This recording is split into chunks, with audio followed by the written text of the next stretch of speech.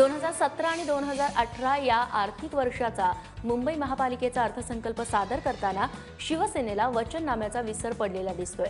जी महत्त्वाची आश्वासनं देऊन उद्धव ठाकरे यांनी मुंबईकरांची मतं मिळवली त्या प्रकल्पांना अर्थसंकल्पात जागा देण्यात आलेली नाही। मुंबई महापालिकेचा 25,141 कोटींचा अर्थसंकल्प काल सादर करण्यात आला।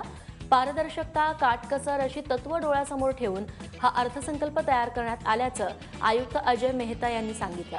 गेल्या वर्षाच्या 37,000 कोटींच्या अर्थसंकल्पाच्या तुलनेत यंदाच्या अर्थसंकल्पात 12,000 कोटींची घट दिसतेय।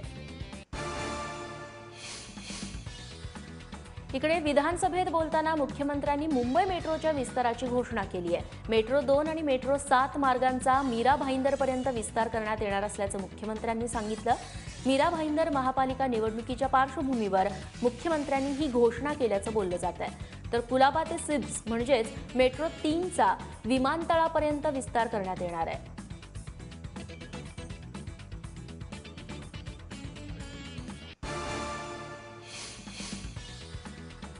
मुख्यमंत्री देवेंद्र फडणवीस यांच्या अध्यक्षतेखाली झालेल्या बैठकीत MMRDAचा 6,976 कोटींच्या अर्थसंकल्पाला मंजुरी देण्यात आली आहे। मुंबईतल्या वेगवेगळ्या मेट्रो प्रकल्प, मोनो रेल्वे प्रकल्प आणि रस्ते निर्मितीला अर्थसंकल्पात प्राधान्य देण्यात आलंय।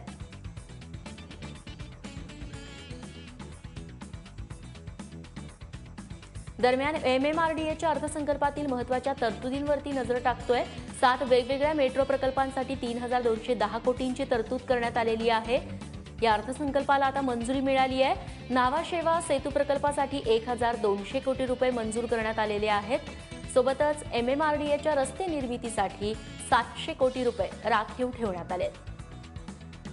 2 उड्डाणपूल आणि उन्नत रस्त्यांसाठी 20 कोटींची तरतूद करण्यात आली आहे। इंदू मिलमधल्या आंबेडकर स्मारकासाठी 50 कोटी रुपये MMRDAच्या अर्थसंकल्पात मंजूर करण्यात आले।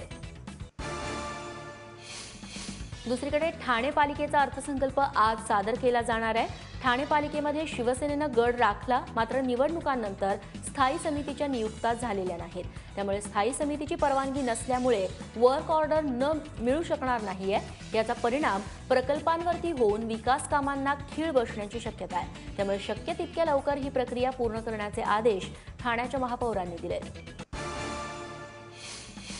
कल्याण डोंबिवली महापालिकेच्या महासभेत बसपाच्या नगरसेविका सोनी अहिरे यांना मोबाईल गेम खेळताना कॅमेरानं काल कैद केलंय। महासभेत अर्थसंकल्प आणि परिवहन सेवेवरती वादळी चर्चा सुरू होती। इतर नगरसेवक पोटतिडकीनं बोलत होते, मात्र बसपाच्या सोनी अहिरे टेम्पल रन खेळण्यात दंग होत्या। आपण कुठं बसलोय, आजूबाजूला काय सुरू आहे याचं त्यांना थोडंही भान नव्हतं। भिवंडीतील काँग्रेसचे सभागृह नेते मनोज म्हात्रे यांच्या हत्येप्रकरणी 1.5 महिन्यांपासून पोलिसांना चकवा देत फरारी असलेला मुख्य आरोपी प्रशांत म्हात्रेला अखेर अटक करण्यात आली आहे। ठाणे खंडणी विरोधी पथकानं प्रशांत म्हात्रेला पाचगणीतून अटक केली आहे। त्याच्यासह अन्य 5 जणांच्या मुसक्याही पोलिसांनी आवळल्या आहेत। या प्रकरणातील आरोपींची संख्या आता 13 वर जाऊन पोहोचली आहे। राजकीय वर्चस्व प्रस्थापित करण्याच्या उद्देशानं 14 फेब्रुवारीला मनोज म्हात्रे यांची निर्घृणपणे हत्या करण्यात आली होती। कल्याण डोंबिवली महापालिकेत नियम धाब्यावरती बसवत अर्थसंकल्प मंजूर करण्यात आल्याची चर्चा आहे। महापालिकेत एकूण 127 नगरसेवक असून कोरम पूर्ण होण्यासाठी किमान 42 नगरसेवकांनी उपस्थित राहणं गरजेचं आहे। दिवसभर महासभेत मोठ्या संख्येनं काल नगरसेवक उपस्थित होते। दरम्यान याच महासभेत महापालिकेच्या परिवहन सेवेबाबत रोष व्यक्त केला गेला। परिवहन सेवा सातत्यानं तोट्यात चालली असून एकूण खर्चाच्या 80% खर्च पालिका उचलतीये। मग 20% प्रवाशांकडून पैसे घेण्याऐवजी 100% खर्च उचलून सेवाच मोफत देण्याची मागणी इथल्या नगरसेवकांनी केली आहे। नवी मुंबई महापालिकेच्या आयुक्त पदावरून बदली केल्यानंतर तुकाराम मुंढे यांनी पुण्याच्या परिवहन महामंडळाच्या अध्यक्षपदाचा कार्यभार स्वीकारलाय आणि पहिल्याच दिवशी कार्यालयीन वेळेसंदर्भातला निर्णय घेतला। आधीची 10:30 ते 5:30 असलेली वेळ बदलून आता 9:45 ते 5:45 अशी ही वेळ करण्यात आली आहे। दरम्यान वादविवाद टाळून काम करण्याचा प्रयत्न करू असं देखील तुकाराम मुंढेंनी यावेळी सांगितलं। पुणे महापालिकेच्या स्थायी समितीच्या अध्यक्षपदी भाजपच्या मुरलीधर मोहोळ यांची बिनविरोध निवड झालेली आहे। पुणे स्थायी समितीच्या अध्यक्षपदासाठी राष्ट्रवादी काँग्रेसच्या रेखा टिंगरे यांनी देखील उमेदवारी अर्ज भरला होता. मात्र पुण्यात भाजपला मिळालेलं स्पष्ट बहुमत बघता मुरलीधर मोहोळ यांचा विजय निश्चित होता. त्यामुळे रेखा टिंगरे यांनी माघार घेतली आणि मुरलीधर मोहोळ यांच्या विजयावरती शिक्कामोर्तब झालं. अनधिकृत बांधकामं अधिकृत करण्यासाठी पुणे महापालिकेच्या अभय योजनेला दिलेली मुदतवाढ बिल्डरांच्या फायद्यासाठी असल्याचा आरोप आता विरोधकांनी केलाय. 31 मार्चपर्यंतच्या वाढीला विरोध करत महापालिकेच्या पायऱ्यांवरती काँग्रेस राष्ट्रवादीच्या नेत्यांनी आंदोलन केलं. महापालिका आयुक्त कुणाल कुमार यांनी या संदर्भात 25 मार्च रोजी पत्रक काढलेलं होतं. मात्र हे पत्रक प्रसिद्ध करण्याऐवजी ते फक्त काही बांधकाम व्यावसायिकांना दिल्याचा आरोपही करण्यात येतोय. भाजपचे नेते अद्वै हिरे यांनी राष्ट्रवादी काँग्रेसचे ज्येष्ठ नेते छगन भुजबळ यांची मुंबई उच्च न्यायालयात भेट घेतली. अर्धा तास चाललेल्या या भेटीत मालेगाव आणि नांदगावच्या राजकीय परिस्थितीवरती चर्चा झाल्याचं बोललं जातंय. एकमेकांचे कट्टर विरोधक असलेले भुजबळ आणि हिरे यांच्या भेटीनंतर आता चर्चेला ऊत आलाय.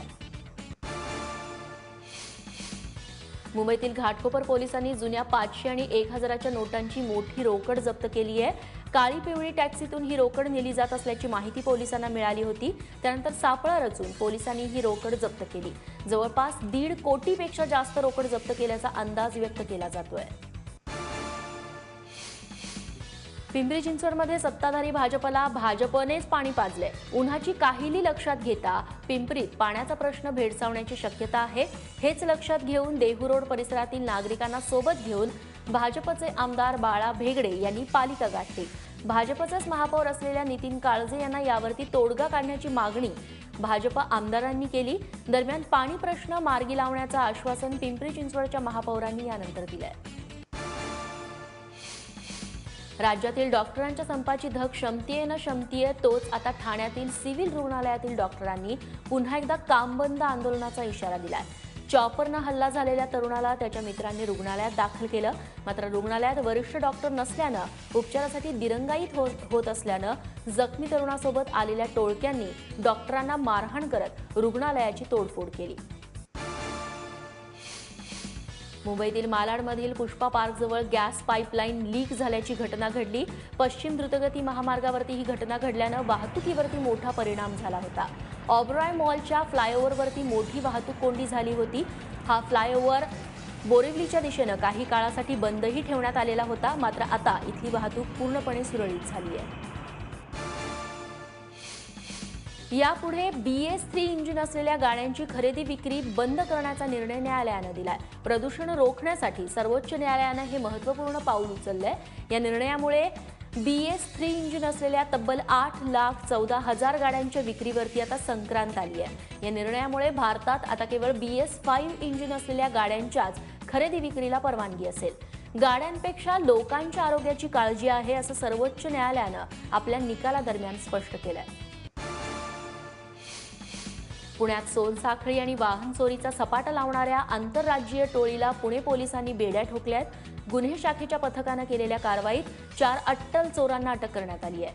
पोलिसांनी आरोपींकडून 674 ग्रॅम सोन्याचे दागिने, 6 दुचाकी आणि 8 मोबाईल फोन असा 28 लाखांचा मुद्देमाल जप्त केलाय. पुण्यात स्वाईन फ्लूनं थैमान घातल्याचं चित्र आहे. स्वाईन फ्लूच्या लागणीमुळे पुण्यात आतापर्यंत 24 जणांचा मृत्यू झालाय.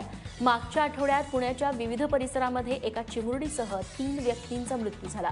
त्यांचे अहवाल आल्यानंतर या चौघांनाही स्वाईन फ्लू झाल्याचं समोर आलं. पुणे महापालिका क्षेत्रात आतापर्यंत 8 जणांचा तर पुण्याच्या इतर भागात 16 जणांचा अशाच पद्धतीनं मृत्यू झालाय. मित्राच्या पत्नीला अपशब्द बोलल्यानं मुंबईतल्या डान्सरची हत्या करण्यात आली आहे. प्रतीक कदम असं हत्या करण्यात आलेल्या हिपहॉप डान्सरचं नाव आहे. तो किंग्ज युनायटेड इंडिया या हिपहॉप ग्रुपचा सदस्य होता.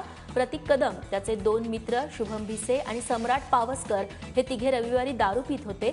त्याचवेळी नशेत प्रतीक सम्राटच्या पत्नीबद्दल अपशब्द बोलला. त्यामुळे संतापलेल्या सम्राट पावसकर आणि शुभम भिसेनं सिमेंट ब्लॉकनं मारहाण करायला सुरुवात केली. डोक्याला जबर मार लागल्यानं प्रतीक कदमचा मृत्यू झाला. अंमली पदार्थ विरोधी पथकानं मुंबईतल्या कांदिवली परिसरातून तब्बल 70 लाख रुपयांचं ड्रग्ज जप्त केलंय। या कारवाईदरम्यान पोलिसांनी 5 जणांना अटकही केली आहे। अटक करण्यात आलेल्या आरोपींमध्ये कॉलेजचे 2 विद्यार्थी, एक इंजिनियर आणि एका टीव्ही चॅनलमध्ये काम करणाऱ्या प्रोड्युसरचा समावेश आहे। या सर्वांकडून LSD ड्रग्जच्या 1400 डॉट्स हस्तगत करण्यात आले आहेत। सर्व आरोपींविरोधात अंमली पदार्थ विरोधी कायद्यानुसार आता गुन्हा दाखल करण्यात आला आहे। ट्रॅफिक पोलिसांच्या भ्रष्टाचारासंदर्भात हेड कॉन्स्टेबल सुनील टोके यांनी दाखल केलेल्या याचिकेची मुंबई उच्च न्यायालयानं गंभीर दखल घेतली आहे। मुंबई उच्च न्यायालयानं टोकेंच्या याचिकेचं जनहित याचिकेत रूपांतर करण्याचे आदेश दिलेत। याचिकाकर्त्यांनी यासंदर्भात दिलेले पुरावे आणि केलेले आरोप हे गंभीर आहेत। त्यामुळे राज्य सरकारनं हा भ्रष्टाचार रोखण्यासाठी ठोस उपाययोजना करण्याची गरज आहे, असं मत उच्च न्यायालयानं व्यक्त केलंय। सुनील टोके यांनी ऑडिओ व्हिडिओ पुराव्यांसह ट्रॅफिक विभागातील भ्रष्टाचार चव्हाट्यावर आणलाय।